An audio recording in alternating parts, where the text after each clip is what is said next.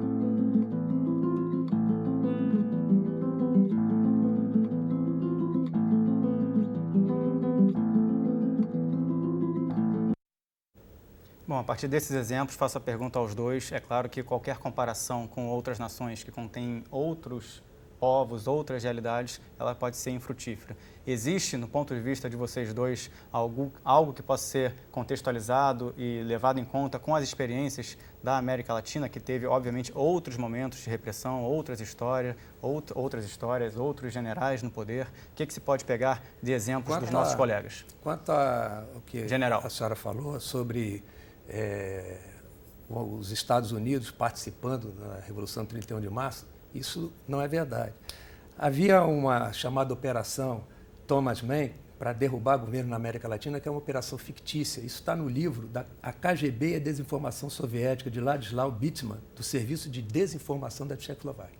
Então, era uma operação fictícia. Outra coisa, na mesma direção, a historiadora Phyllis Parker publicou o livro 1964, O Papel dos Estados Unidos no Golpe de 31 de Março, entrevistando principais personagens do episódio e acessando correspondência secreta. Conclusão dela, o contragolpe dado pelos brasileiros, que não houve participação do governo americano. Nas cartas de Lincoln Gordon não tem nada escrito que ele estivesse tramando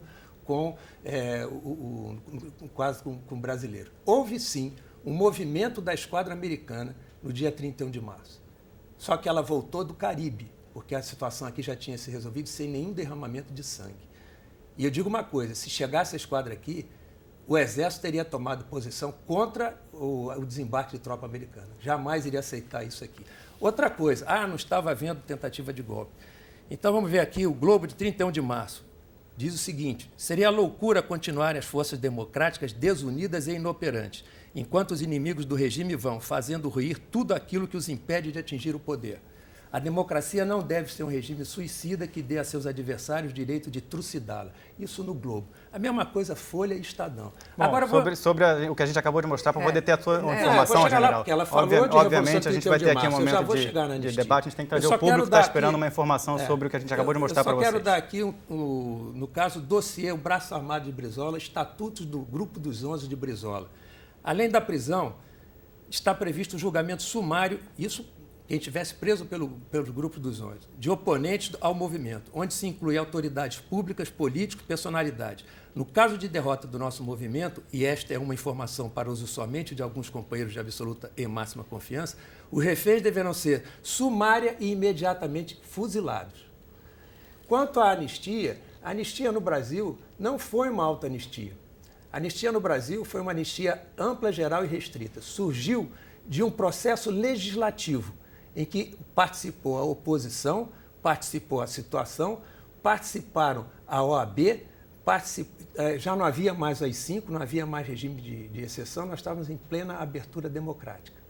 Então foi aí que surgiu a anistia. Dizer que ela não vale porque é de um regime autoritário, então vamos jogar fora 20 anos de legislação dos governos militares. Aí vale, obviamente, o peso, né? O que vale entre o regime autoritário e a revisão de uma legislação. Aí vamos jogar fora FGTS, se ela não vale, tá certo? Porque foi de um governo autoritário. Mas o senhor está contextualizando muitos assuntos que não dizem respeito, obviamente, a Estou toda falando de a nossa anistia. discussão aqui. Estou falando de anistia. FGTS não é exatamente o ponto Não, da nossa discussão. mas exatamente o que se diz é que a lei de anistia não vale porque foi de um regime autoritário. Então, eu estou contextualizando que então nós vamos jogar fora 20 anos de legislação. Isso é um absurdo. Rosa. Olha, não, é o seguinte, nós vivemos num mundo globalizado, que tem a economia globalizada, que tem os mercados mundializados e que tem o direito também globalizado. E existe um direito internacional que desacredita completamente essas anistias, né, e que essas autoanistias dadas aos agentes públicos, quando o Estado concede anistia aos seus agentes que praticaram crimes de lesa humanidade.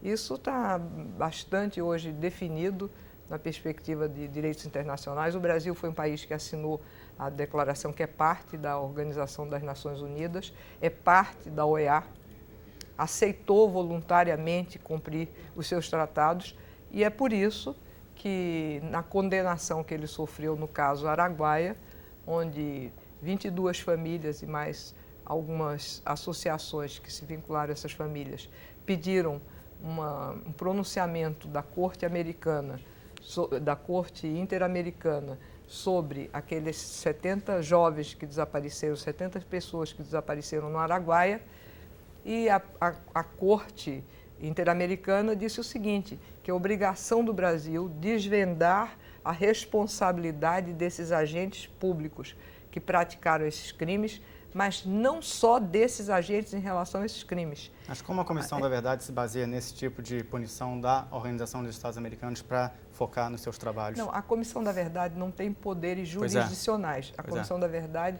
está levantando e vai levantar somente o que acha que é verdade sobre fatos acontecidos no Brasil num dado período, que é o seu mandato, que ela tem competência temporal para avaliar.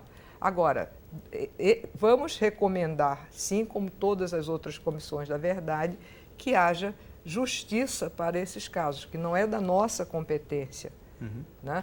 E que haja justiça. E dizendo que haja justiça, nós estamos dizendo o seguinte, que se aplique a justiça do Estado de Direito, não uma justiça de exceção, a justiça do Estado de Direito aos crimes considerados crimes de lesa humanidade, que são imprescritíveis, como crimes desde o Tribunal de Nuremberg, assim definido. Deixa eu trazer para a nossa conversa também o nosso convidado que está pela internet, Romildo Maranhão do Vale. Romildo, continua nos ouvindo, não é?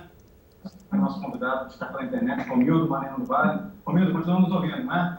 Perfeitamente. Romildo, a gente tem aqui algum depoimento da psicanalista Maria Rita Kel, que também é colega da Comissão da Verdade aqui da Rosa, e ela afirma que em alguns depoimentos os torturadores mentem mesmo. Queria que o senhor interpretasse um pouco essa informação, até que ponto uma afirmação de uma pessoa que é membro da Comissão da Verdade, em que os depoimentos contêm muita mentira, até que ponto isso pode trazer eficácia no processo da própria comissão, na sua opinião, Romildo? É muito complicado isso, né? Você está lidando, pelo que eu entendi, os depoimentos que são prestados hoje na Comissão da Verdade, não é isso? Exatamente. A nossa querida colega diz que há muita mentira nesses depoimentos. Eu acho que tem além de mentira, eu acho que os 40 anos já decorridos depõem contra a autenticidade desses relatos, né? Por exemplo, o ex-delegado Cláudio Guerra, no seu livro, ele dá uma versão completamente fantasiosa do assassinato do meu irmão e do grupo. Versão essa que, posteriormente, em Recife, ao que eu sei, ele desmentiu. Foi uma versão de ter ouvido falar, é a versão clássica do tiroteio de rua, quando, na verdade, o que foi montado foi um teatro de rua, onde os militantes já mortos foram queimados e coisa desse tipo, né? E tiveram seus cadáveres, suas identidades ocultas e acabaram sendo sepultados como indigentes, desconhecidos, se constituindo uma atitude absolutamente arbitrária, injusta e cruel do Estado brasileiro da época. Eu acredito que é muita dificuldade de você separar o joio do trigo nesse tipo de depoimento. Romildo Maranhão do Vale, muito obrigado pela sua participação no Sala Debate de hoje. Até uma próxima oportunidade. Agradeço, boa noite para todos. Bom, general, a gente estava aqui falando justamente de alguns dados que o senhor apresentou. O Romildo tem, obviamente, outros dados sobre alguns casos relacionados a esse período. Queria trazer uma pergunta sobre a interpretação do período que a gente está falando. O senhor citou aí a questão da lei da anistia, que obviamente não deve ser revogada num país como o Brasil. A gente está tentando contextualizar as possibilidades de entendimento do que foi feito. Que perspectiva o senhor tem para esse próximo ano de trabalho da Comissão da Verdade? E como o senhor apresentou no início tantos dados, por que esses dados não poderiam ter sido apresentados durante o período militar para que a população tivesse acesso a essas informações? Eu acho que vai se tentar, tá certo? Através, e um dos móveis para essa tentativa vai ser a Comissão da Verdade para mudar a interpretação da lei da anistia. No entanto, eu quero fazer aqui eu não concordo com a senhora que diga que o Brasil tem que obedecer a esses tratados, porque quando a anistia foi feita no Brasil, ele não tinha ratificado nenhum tratado internacional de direitos humanos, certo? Que impedisse a anistia. E os que vieram depois, tá certo? Não podiam retroagir, porque a lei não pode retroagir em prejuízo de um anistiado ou de um acusado. Isso está no inciso 36, que é o direito adquirido, e no inciso 40 do artigo 5º, que é a cláusula pétrea, não pode ser modificado. Tá certo? Uma outra coisa importante que a gente tem que ver é que o STF tem uma decisão que diz que a Constituição Federal no direito brasileiro prevalece sobre quaisquer tratados internacionais, inclusive de direitos humanos. Então, a mudança na lei de anistia, ela não tem respaldo. Todos os outros tratados, os tratados que o Brasil assinou, vieram depois. E aí está o Pacto de São José, tá certo? Que foi em 1992, com validade a partir de 89. A senhora falou na Corte Interamericana de Direitos Humanos. O Brasil só aceitou que os casos aqui fossem julgados na Corte a partir de 1998. Então, e outra coisa, a senhora diz que não tem prescrição. O Brasil não ratificou a Convenção sobre a Imprescritibilidade dos Crimes de Guerra e Lesa Humanidade. Ele não ratificou. Então, ainda continua a prescrição ainda vale no Brasil. Não, a simples adesão do Brasil a esses organismos internacionais implica em que aceite os seus pactos e tratados. Mas havia já pactos anteriores que foram assinados literalmente pelo Brasil e que proscreviam a tortura, a morte e esses crimes todos. De modo que eu sei que existe esse tipo de contestação, é uma interpretação dada pelos que não aceitam a discussão e a revisão da anistia, mas não é o entendimento internacional, não é o entendimento dos juristas que trabalham com direito internacional e dos constitucionalistas do país. Mas dentro do Brasil é uma questão de soberania. E a emenda constitucional 45 de 2004 diz que, para valer aqui, tem que cumprir o rito do Congresso Nacional. Deixa eu trazer uma pergunta aqui da internet, general. A gente está aqui com poucas participações, algumas participações pela internet. Acabou que a gente não teve tanto tempo para trazer a vocês. O Fabiano pergunta pelo Facebook. Na opinião das Forças Armadas, qual é o questionamento sobre o número de indenizações pagas a militantes políticos?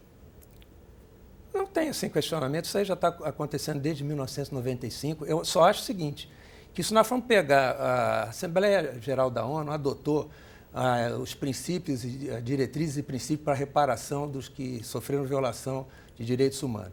E ali diz que também aqueles que cometeram violações e que não são agentes do Estado também têm o dever de indenizar as suas vítimas. O Brasil foi por consenso, então ele aceitou. De modo que essa questão de ser indenizado ou não, eu acho que é um dinheiro que o país está gastando. Alguns eu acho justo. Quem não pegou em armas e perdeu o emprego, coisa assim, por questão ideológica, eu até acho justo, mas aquele que pegou em arma para implantar uma ditadura no país, ainda ser indenizado, foi indenizado quem chacinou o capitão Chandler. Os que não pegaram em armas e acabaram passaram por processo de tortura fruto de investigação da Comissão da Verdade. O senhor acha justo serem indenizados? Quem não pegou em armas, certo? Eu acho que o processo está aí, pode ser indenizado, eu não vejo problema nenhum. Agora, esse negócio de tortura, tá certo? É muito estranho. Tem uma jornalista que foi militante da luta armada, a senhora Miriam Macedo, ela escreveu no site dela que ela mentiu durante 40 anos, que tinha tomado choque, que deram socos e empurrões. A irmã dela, que ameaçaram de estupro. A irmã dela teve presa também, disse que Mas não quando o tocaram senhor fala fio, que é estranho, o que o senhor considera estranho num processo de tortura? Para citar um Não, caso é porque o que acontece é o seguinte, no Brasil, até 1995, no livro Brasil Nunca Mais, tinham sido listados por depoimento, não com comprovação todos, mas por depoimento 1.918 casos de tortura. Aí sai a lei de indenização, em 1995. 2 anos depois sai um outro livro, esse salta de 1918 para 20 mil torturados. Ora, e aí tem depoimento de gente que esteve presa e que diz que mentiu, que não foi torturado. Como a gente está percebendo na Comissão da Verdade, que tem muitos depoimentos, obviamente, que a mentira Exatamente. Então, veja que a mentira é dos dois lados. Tem muita lados. gente que diz que foi torturada e está mentindo. Rosa. Está aí um indício. Não, eu acho que descontextualizaram um pouco a afirmação da Maria Rita sobre essa questão de que os torturadores, os perpetradores de violência mentem. As pessoas têm o direito de não se autoacusar, mas isso não é tão significativo do ponto de vista de nos impedir de ter uma visão a respeito do que aconteceu. As pessoas se defendem, mentem, mas você vai colando informações diferentes, você vai trançando, construindo essa trama e você pode perceber, você pode reconstituir um quadro, uma situação que houve, né? Então, esse problema de os perpetradores negarem não é significativo, porque essa é até a regra, né? A regra não somente nessa situação, mas em geral. As pessoas, quando cometem crimes, em geral, negam, não confessam. A confissão é uma exceção. Rosa Maria Cardoso, muito obrigado pela sua participação no programa de hoje. Infelizmente, nosso tempo chegou ao fim. Luiz Eduardo Rocha Paiva, muito obrigado pela sua participação no programa de hoje. Nós agradecemos também ao Romildo Maranhão do Vale e aos telespectadores que acabaram mandando perguntas pela internet. A gente não teve tanto tempo aqui para trazer alguns esclarecimentos. Até uma próxima oportunidade. A você de casa, o Sala Debate fica por aqui. Acompanhe também as reprises do programa aos domingos, às 11 da noite, e ele permanece para a pesquisa na internet. Acesse futura.org.br. A gente volta na semana que vem. Boa noite.